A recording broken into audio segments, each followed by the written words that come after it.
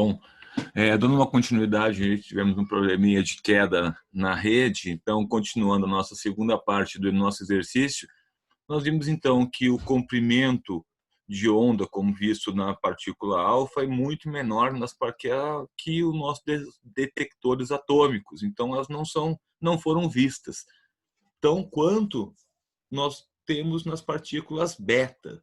Nas partículas betas, nós temos uma alta velocidade em relação à partícula alfa.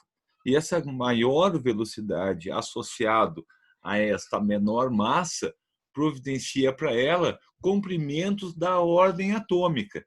Então essa onda, ela já é uma onda que tem condições de bater no anteparo e efetuar uma mudança. Então nós observamos então essa difração do raio-x, certo? Com efeitos da propagação das ondas que são oriundas do raio X, certo? Que seja do elétron ou do pósitron, certo? Chamadas então de partícula beta.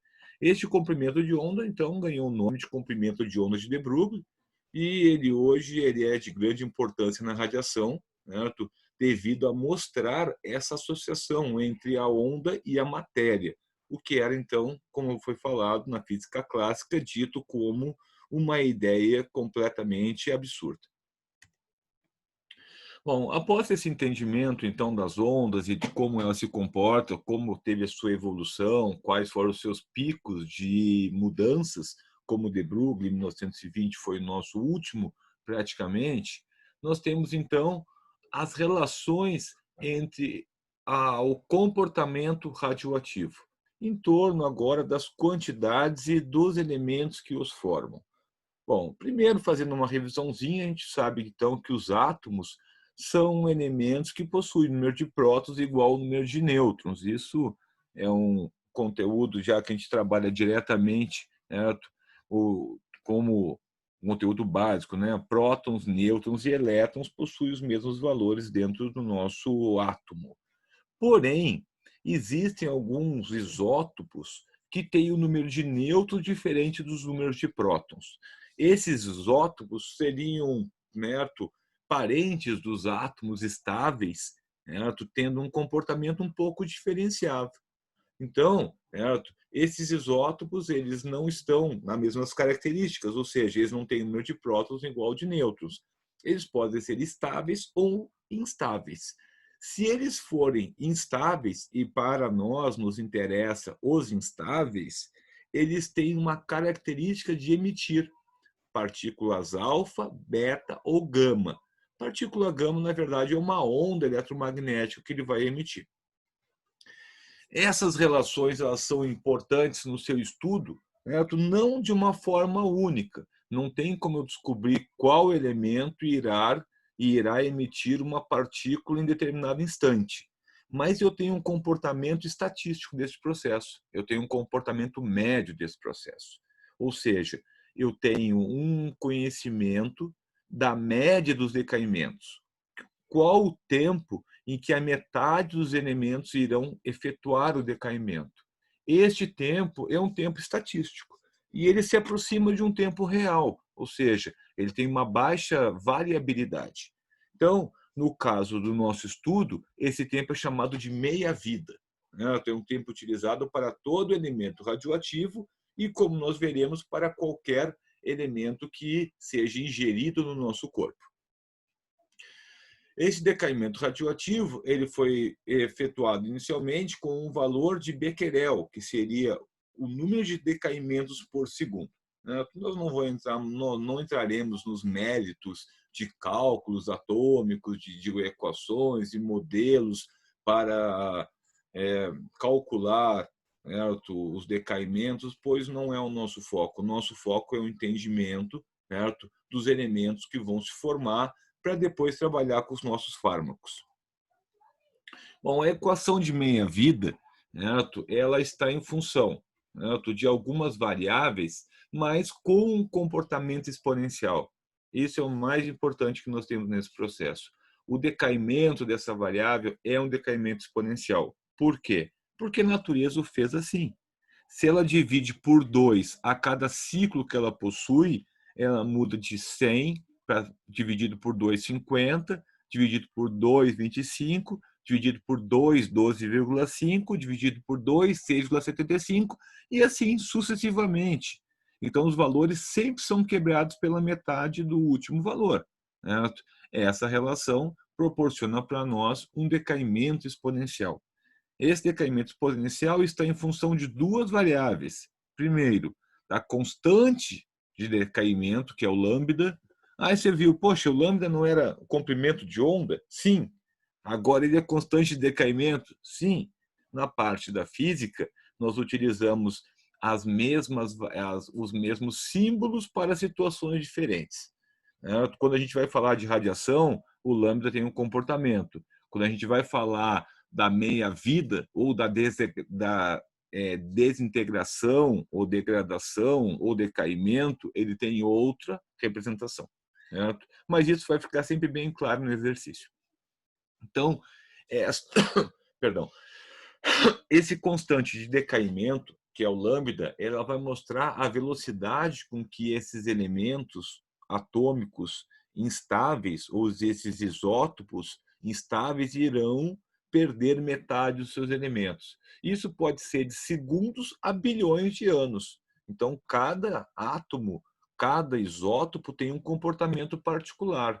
Cada um tem a sua função perante o seu tempo, certo? De meia-vida.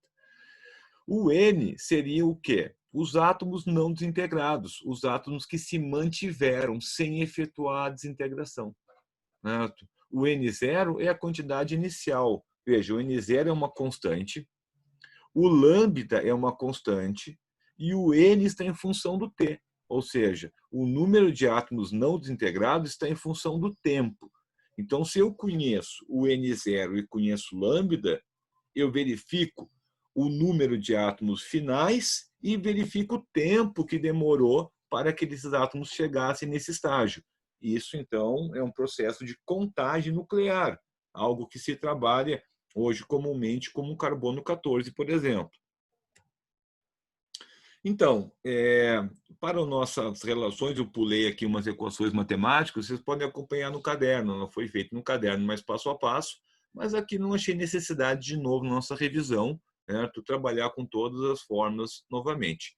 Mas eu peço para você que faça essa revisão com o caderno junto, já que você terá ele no momento da sua avaliação também.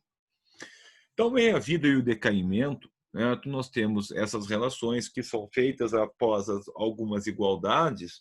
Nós temos que a meia-vida está em função do decaimento pela equação.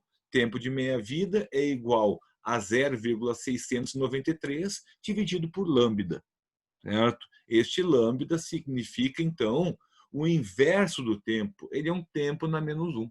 Certo? E aí nós temos, então, uma relação, certo, para identificar essas variáveis.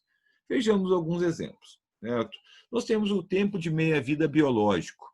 O tempo de meia-vida biológico é o tempo que o elemento ingerido ou fármaco ingerido pelo meu corpo irá ser excretado na metade. Isso é importante para quê? Para saber tratamentos, para saber períodos de novas doses, para reconhecimento de um novo tratamento e para verificar o período que aquela droga se manteve dentro do nosso corpo, a fim de efetuar, então, a sua função, certo? Biológica ou não. Então, certo? O meia-vida biológica determina quanto tempo o radionuclídeo ou a droga em si permanecerá no organismo. Certo? Esse tempo biológico ele vale também para materiais radioativos e vale também para materiais fármacos. Ou seja, nós temos esse comportamento de excreção de uma forma semelhante nesse processo. O comprimento, então, a degradação biológica, ou seja, o lambda biológico, ele é o tempo, então, para excretar a metade desse fármaco ingerido no nosso corpo. Isso depende de elemento para elemento. Nós temos determinados fármacos que o nosso corpo demora mais do que outros para excretar. Então, normalmente, quando criança irá trabalhar com algum tipo de antibiótico, ela vai trabalhar com antibiótico que seja mais rápido na sua excreção. Certo? Por exemplo, que nós temos lá, né, a amoxicilina como 1 hora de excreção, né, comparada com a fluoxetina de 4 horas ou com a azitromicina de 68 horas, nós vemos muita diferença, né, desse processo. Certo? Então, certo, as relações que nós temos, elas são diretamente ligadas às variáveis, certo, de meia-vida e da degradação ou do comportamento de cada um dos elementos. Então, seguindo essa mesma fórmula, a primeira coisa a se trabalhar é transformar os tempos que nós temos em segundos. Por quê?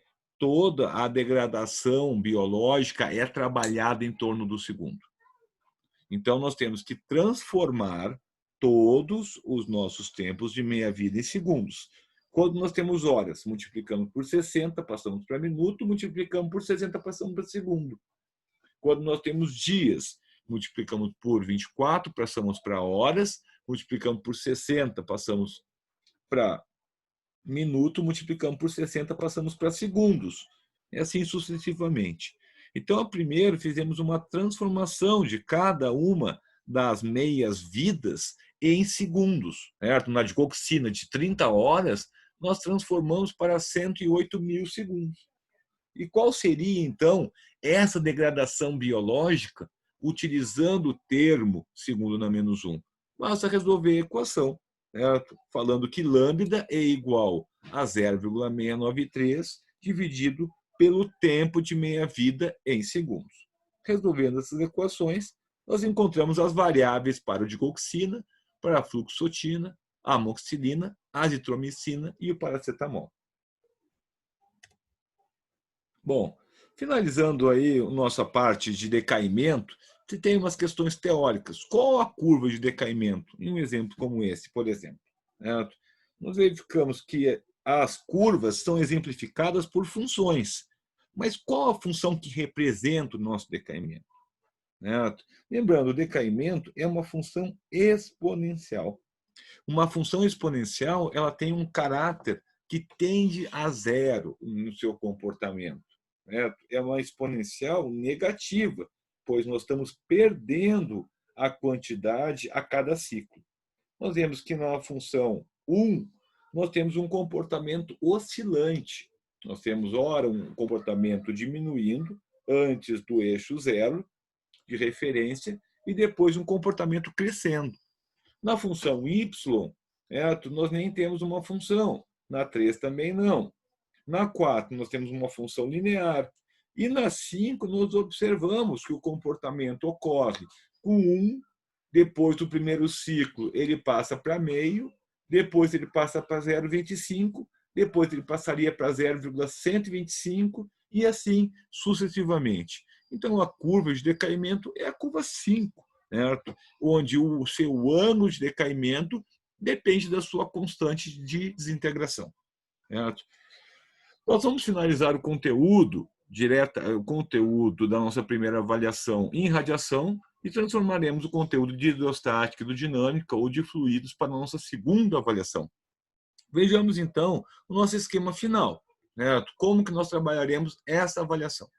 A avaliação ela vai ser aberta na segunda às 7 da noite, nosso horário formal de aula, e vai se concluir na terça-feira às 23h59. Certo? Após esse momento, o sistema finalizará a avaliação e, caso exista algum problema, você entrará direto em contato comigo. A avaliação ela vai ter 3 horas de tentativa, ou seja, tu abriu o computador, tu não vai poder abrir segunda e fechar na terça. Tu vai ter 3 horas depois que tu ligou o teu computador para resolver a tua prova. Bom, a internet caiu, tu tem uma nova tentativa. Certo? Tu fez uma vez, mas tu quer fazer de novo. Você tem uma nova tentativa. Então, você vai ter 2 tentativas para fazer. O sistema cadastra, segundo a nossa ordem, a nota mais alta. Então, tu vai ter 2 tentativas e tu vai ter a nota mais alta validada. Então, se tu quiser fazer a primeira e sem compromisso fazer a segunda, não tem problema. Você não vai perder a sua nota de forma nenhuma. Certo? Como nós temos uma finalização de tempo para entregar as nossas notas do primeiro bimestre, eu vou pedir, caso você tenha alguma atividade para entrega, as atividades presenciais não serão entregues. Mas caso você tenha alguma outra atividade, alguma questão que esteja pendente, envie para o meu e-mail até o dia 19/6, certo? Dessa forma, nós teremos, então, nossas notas computadas de trabalho e de avaliação. Certo? Eu estaria online no AVA no horário de aula, certo? Para qualquer dúvida durante a sua avaliação. Caso ocorra necessidade, você também poderá me contar por outras formas, como WhatsApp ou propriamente, certo? Pelo AVA ou por e-mail, certo? Para a gente ter as dúvidas necessárias que possam surgir. Então, eu desejo para vocês um bom estudo e acompanhem, certo, a nossa revisão, que a nossa avaliação vai seguir a nossa linha de raciocínio. Certo? Bom estudo para vocês.